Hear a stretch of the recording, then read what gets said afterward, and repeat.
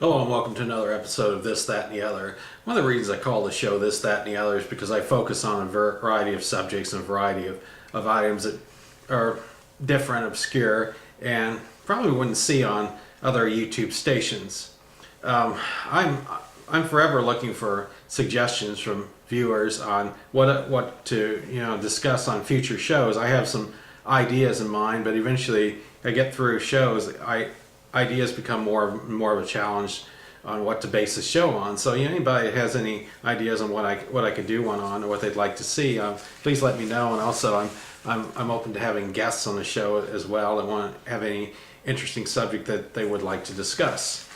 Okay, today what I'm going to be discussing is the Sinclair Dinosaur Bank. It was given away by Sinclair gas stations back in the 1960s. I've had it since then.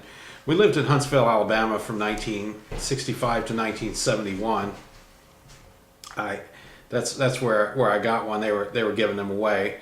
And here's what the Sinclair Dinosaur looks like. It's the head, it's the brontosaurus, the right side, the back, left side, and the bottom, and the top where you insert the coins. And this is what the sign looks like. You go to a Sinclair station. It looked like that back when I saw them as a kid, and they still look that way. The stations are white with green trim.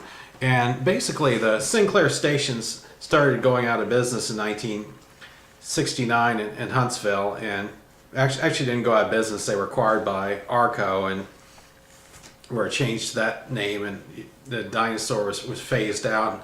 I thought Sinclair was gone, and we moved overseas. I didn't see them again. Then in 1981, I'm in St. Charles, Missouri. I'm talking to my aunt and outside, and all of a sudden I turn around and I see a Sinclair station. I stopped talking. I said, "Is that a Sinclair station?" And I was like, I didn't know those things were still around. Well, a little history about Sinclair. They went public. They were public until 1969 and became subsidiary until 1972, and then have been privately owned since 1976. They were founded May 1st, 1916 by Harry F. Sinclair, originally a New York corporation, incorporated in Wyoming in 1976. Sinclair saved other oil companies from going out of business during the Great Depression.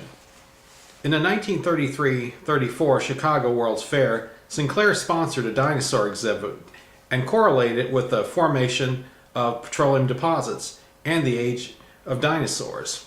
Also, there was an exhibit at the 1964-65 New York World's Fair, and featured an exhibit called Dinoland, featuring life-size replicas of a dinosaur.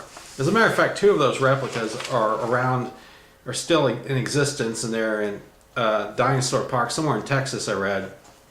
1969, it was acquired by Atlantic Richfield Company called Arco. The East Coast operations were acquired by BP, and the dinosaurs phased out. Many in the Midwest continued the Sinclair name and logo.